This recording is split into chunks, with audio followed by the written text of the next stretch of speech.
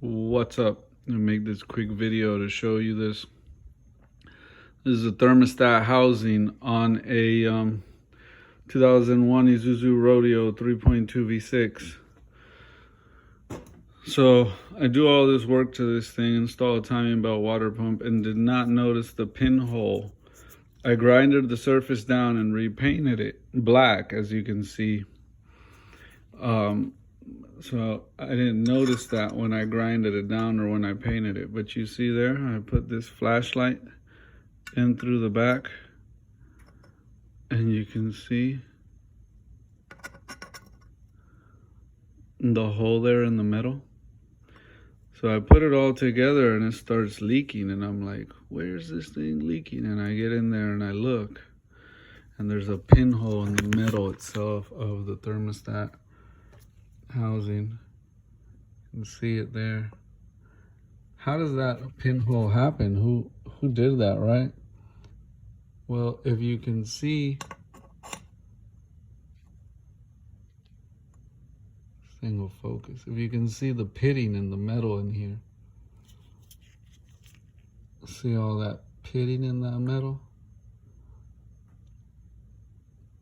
And this is after I cleaned it. This was all rusty.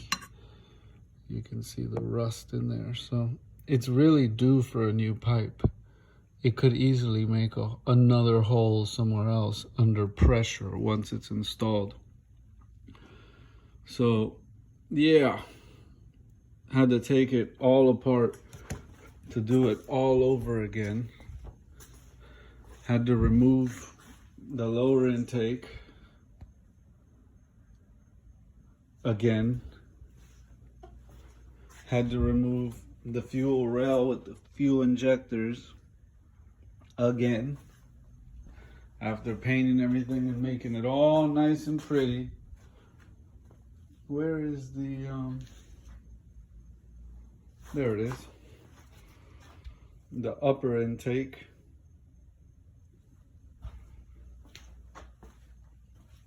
So yeah, I had to get in here, remove this water inlet housing, and I have to scrape all this glue off of everywhere and get all that cleaned up again and reinstall it again. And again, like you can see, I had glue everywhere. I had it all properly installed. There was no leaks. Had a high performance silicone hose coming to that water outlet. And that's where your thermostat bolts to down there. And I seen it squirting out that way against the hose, and I was like, no. These fuel rail lines that come into the fuel rail, these hoses are buried in there once you started up that EGR pipe. I mean, it's not a fun one to have to take apart again. I did a timing belt and water pump, had all this apart. And then to do the thermostat, you have to remove this whole upper and lower intake, fuel rail, everything, water inlet pipes, throttle body, air intake system. I mean, it's a lot to remove just to get to the thermostat. So we had to put a brand new thermostat in it. Here's the brand new thermostat. And I drilled some holes through it, so there's always some coolant passing through. It used to have a straight through thermostat when it was overheating, so now it'll actually build pressure and have a real thermostat in it, but always allow some coolant to pass through those two holes.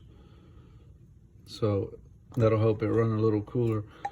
What are we gonna do to fix this? We're gonna use some steel stick. And you can see it here. It's like,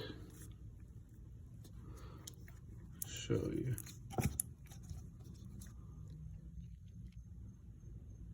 You got the black and then you got the light gray on the outside, and you pretty much rip a piece off. Oh, see, I took too long. And this already hardened just in the time I was making the video. That's how quick this hardens up. So when you mix the two together, it hardens up, it activates, and it hardens up. Pretty cool. It becomes like metal. You hear that? So we're gonna put the rest of that, I'm gonna spread a nice piece of it in here on the inside, and then I'm gonna spread another piece of it on the outside here, and hopefully that'll seal that. We can reinstall this and have no leaks.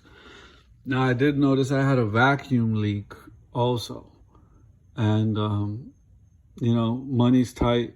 The owner of this vehicle is not working. I'm doing this work for free just as a blessing. And when money's tight, you buy cheap parts. And he bought these cheap gaskets on Amazon. And I mean, I get it. When you're broke, you get what you can, right? But this is why you don't buy cheap gaskets on Amazon.